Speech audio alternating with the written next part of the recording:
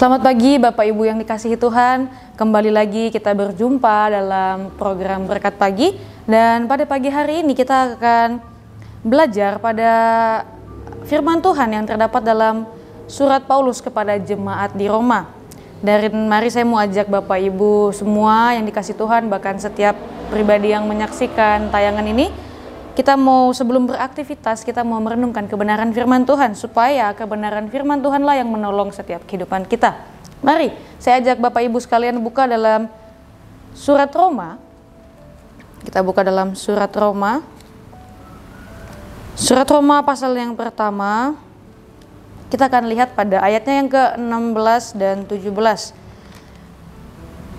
Surat Roma pasal yang pertama ayat 16 dan 17. Saya bacakan untuk kita semua. Sebab aku mempunyai keyakinan yang kokoh dalam Injil. Karena Injil adalah kekuatan Allah yang menyelamatkan setiap orang yang percaya. Pertama-tama orang Yahudi, tetapi juga orang Yunani. Sebab di dalamnya nyata kebenaran Allah yang bertolak dari iman dan memimpin kepada iman. Seperti ada tertulis, orang benar akan hidup oleh iman. Amin. Puji Tuhan, kebenaran firman Tuhan. Bapak Ibu yang dikasihi Tuhan, kalau kita lihat perikop yang diberikan adalah Injil itu kekuatan Allah. Kita mau lihat dari beberapa bagian-bagian supaya kita bisa lebih memahami tentang kenapa Paulus mengatakan Injil itu kekuatan Allah kepada jemaat di Roma. Kita mau lihat yang pertama. Di sana kita lihat dikatakan, sebab aku, Paulus, mempunyai keyakinan yang kokoh di dalam Injil. Kita mau lihat di sini, kita mau lihat fokus kepada kata keyakinan yang kokoh dalam Injil. Injil siapa? Injil Allah. Sebelum kita lihat seperti apa ayat selanjutnya, kita mau lihat tentang Injil. Saya yakin Bapak Ibu mungkin sudah mengetahui Injil itu apa. Injil merupakan sebuah kabar baik. Kabar baik itu bukan cuma tentang kabar baik dari saudara kita, mungkin rekan-rekan kita, tapi Injil di sini berbicara tentang kabar yang terbaik. Injil adalah tentang keselamatan, keselamatan yang datang dari Tuhan Yesus Kristus. Kalau kita berbicara tentang Injil, Injil itu berbicara tentang dari sebelum Tuhan Yesus datang ke bumi sampai segala perbuatan Yesus dan sampai ia pergi kembali kepada Bapa di surga. Itulah Injil. Injil adalah tentang Tuhan Yesus Kristus. Nah, berita keselamatan dan seluruh kisah dari Yesus itulah Injil, Injil Allah. Lalu kata selanjutnya kita lihat, karena Injil adalah kekuatan Allah yang menyelamatkan setiap orang yang percaya. Kita mau belajar dari perbagian-bagian. Di sini dikatakan bahwa Injil itu adalah kekuatan Allah. Maksudnya seperti apa? Injil adalah kekuatan Allah, adalah Injil itu berasal dari Allah. Mungkin kita membaca Alkitab ini ditulis oleh para tokoh-tokoh yang Tuhan percayakan untuk menuliskan kitab ini. Bahkan kalau kita sekarang mendengarkan firman Tuhan, kita melihat ada pendeta-pendeta yang Tuhan percayakan untuk menyampaikan firman. Tapi mereka itu adalah alatnya Allah. Tetapi tentang kekuatan Allah, Injil adalah kekuatan Allah. Kenapa dikatakan seperti itu?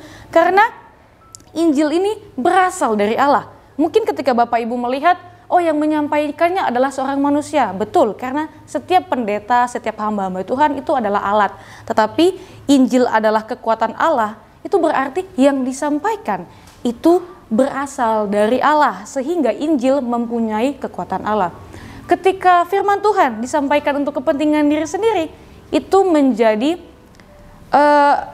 ada ya, kita melihat ada beberapa mungkin oknum-oknum yang menggunakan Injil firman Tuhan, dia memutar baliknya, atau bahkan dia menggunakan kalau mungkin Bapak Ibu dengar khotbah pada hari Minggu kemarin dikatakan ada cocok logi. Di sana kita asal menggunakan firman Tuhan, asal mana yang nyambung, asal mana yang nyaman. Padahal firman Tuhan itu adalah berasal dari Allah. Perlu sekali kita mempelajari dengan baik. Dan selanjutnya kita lihat di sana dikatakan Injil yang adalah kekuatan Allah itu menyelamatkan setiap orang yang percaya. Bapak Ibu yang dikasihi Tuhan, kata menyelamatkan ini menggunakan kata sozo, yang artinya diluputkan. Menyelamatkan ini bukan hanya seperti yang kita dengar, oh ketika kita percaya kepada Tuhan kita diselamatkan. Betul, lalu kita hidup sesuka-suka kita. Sehingga akhirnya karena kita hidup dengan suka-sukanya kita akan pikir, gak apa-apa, kan keselamatan itu Tuhan sudah berikan. Mungkin ada dari kita yang berpikir bahwa keselamatan itu tentang nanti di akhir hidup kita. Tetapi kata menyelamatkan atau diluputkan di sini dimaksudkan itu tidak hanya di akhir kehidupan kita, tetapi sepanjang kehidupan kita di bumi ini, sepanjang kita berproses, kekuatan Allah, Injil, firman Tuhan itu akan meluputkan kita. Kebenaran firman Tuhan akan meluputkan kita dari hal-hal yang bersalah. Ketika ada banyak dosa, ada banyak kesalahan yang bisa kita lakukan. Tetapi ketika ada kebenaran Allah, ketika ada firman Tuhan, Injil Allah tentang Yesus Kristus, Injil itulah yang akan mengingatkan kita, oh kita tidak boleh berlaku seperti ini. Dia akan meluputkan kita dari yang seharusnya kita lakukan salah, yang harusnya kita lakukan itu menyimpang. Tapi karena ada Injil yang adalah kekuatan Allah, yang berasal dari Allah, sehingga kita akan diluputkan dari hal-hal yang bersalah. Makanya kenapa kita membaca Alkitab, kenapa kita bersaat teduh, kenapa kita datang ke dalam persekutuan, kita beribadah setiap hari Minggu, kita mendengarkan firman Tuhan. Untuk apa? Karena firman Tuhan adalah kekuatan Allah yang akan meluputkan kita di sepanjang kehidupan kita. Siapa dari kita yang tidak pernah gagal? Siapa dari kita yang tidak pernah salah dalam berkata? Siapa yang tidak pernah salah dalam pikiran, dalam tindakan? Kita pasti bisa salah. Tetapi ketika ada firman Tuhan itu akan menjaga kita. Supaya apa? Supaya kita luput dari hal-hal yang salah. Hal-hal yang tidak seperti Tuhan inginkan. Lalu kita lihat selanjutnya dikatakan juga.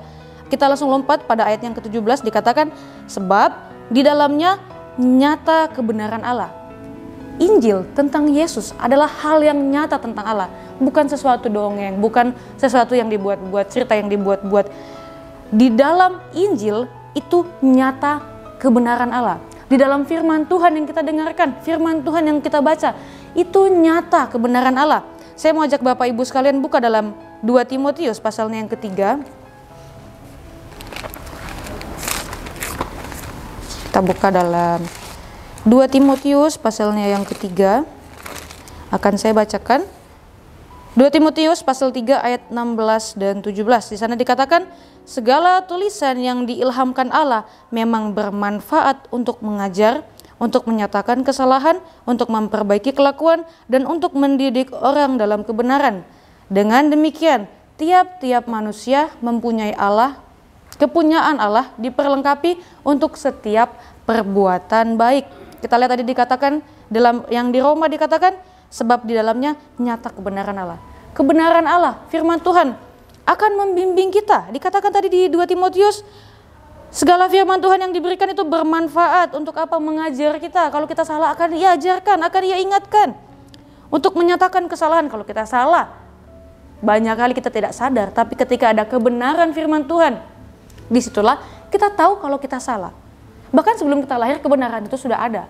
Tapi ketika kita melakukan kesalahan, kita tahu kenapa itu salah, karena kebenaran itu ada. Nah inilah firman Tuhan, dia akan menyatakan kesalahan, memperbaiki kelakuan, dan untuk mendidik orang dalam kebenaran. Sehingga yang kita lakukan adalah perbuatan-perbuatan yang baik. Dalam Injil nyata kebenaran Allah. Kita lihat kata selanjutnya dalam ayat 17, yang bertolak dari iman dan memimpin kepada iman. Bapak Ibu yang dikasihi Tuhan, mungkin kita berpikir bahwa waktu kita pertama percaya kepada Tuhan, kita melihat bahwa Tuhan itu baik. Kita mengenal Tuhan, kita melihat perbuatannya yang ajaib, mujizatnya. Tetapi iman percaya kepada Tuhan awalnya memang berasal dari situ. Kita melihat perbuatan Allah yang besar. Tapi iman itu tidak bisa hanya di situ. Iman itu harus bertumbuh. Di sini dikatakan bertolak dari iman percaya dan memimpin kepada iman. Maksudnya seperti apa? Iman itu jangan hanya dicinta mula-mula. Iman itu harus bertumbuh. Harus bertumbuh dan bertumbuh. Sehingga apa? Dari yang tadi kita cuma bisa bilang, oh Tuhan itu baik, saya dapat berkat, saya mendengarkan kabar yang baik, saya mendapatkan saudara saya begini, keluarga saya seperti ini.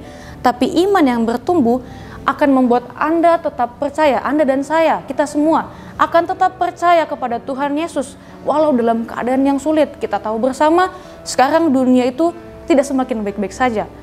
Bahkan kita mungkin lihat berita korupsi di mana-mana yang wah di luar nalar sekali korupsi tersebut. Tapi ketika kita punya iman yang bertumbuh dalam kondisi yang sulit, kita akan menjadi semakin percaya. Lalu kita lihat kata terakhirnya di situ dikatakan, orang benar akan hidup oleh iman. Bapak Ibu yang dikasih Tuhan, dalam dunia yang semakin jahat, jangankan dunia, mungkin lingkungan keluarga kita, lingkungan persekutuan kita, lingkungan di gereja, ada banyak kita bisa baku salah, kita bisa saling salah. Ada banyak hal di mana kita bisa saling salah paham. Ada mungkin kita bisa salah bercakap, salah bertindak, dan mungkin kita menjadi marah, kita mungkin jadi tidak mau pelayanan. Ada banyak hal yang bisa membuat kita berhenti percaya kepada Tuhan, berhenti berharap kepada Tuhan. Tetapi orang benar akan hidup oleh iman. Ketika iman itu bertumbuh. Oh ya Bapak Ibu, kalau kita lihat dalam Roma pasal 10 ayat yang ke-17 yang dikatakan, iman itu tumbuh karena pendengaran akan firman Tuhan. Ketika kita dengar firman Tuhan, kita baca firman Tuhan, kita terima firman Tuhan itulah yang akan membuat iman itu tumbuh. Dan ketika iman itu tumbuh, kita akan mampu untuk menghadapi kehidupan yang kita jalani. Jadi Bapak Ibu Saudara yang dikasih Tuhan, kalau mungkin kita merasa perjalanan kita hari-hari ini sulit, ada hal-hal yang membuat kita galau, ada hal-hal yang membuat kita kecewa, ingat, iman itu akan bertumbuh kalau kita mendengarkan firman Tuhan. Dan saat kita mendengarkan firman Tuhan, iman itu tumbuh, dunia boleh berubah, dunia dan sekelilingnya boleh menjadi seperti yang mereka mau. Apapun yang terjadi, boleh semakin jahat pemerintahan, mungkin kita tidak tahu apa yang terjadi pada pemerintahan kita, mau akan semakin baik atau semakin jahat. Tetapi orang percaya akan hidup oleh iman. Imanlah yang akan menguatkan saya dan saudara sekalian. Puji Tuhan Bapak Ibu yang dikasih Tuhan, tetaplah kuat di dalam Tuhan, tetap beriman kepada Dia. Puji Tuhan, demikian renungan kebenaran firman Tuhan. Immanuel, Allah beserta dengan kita.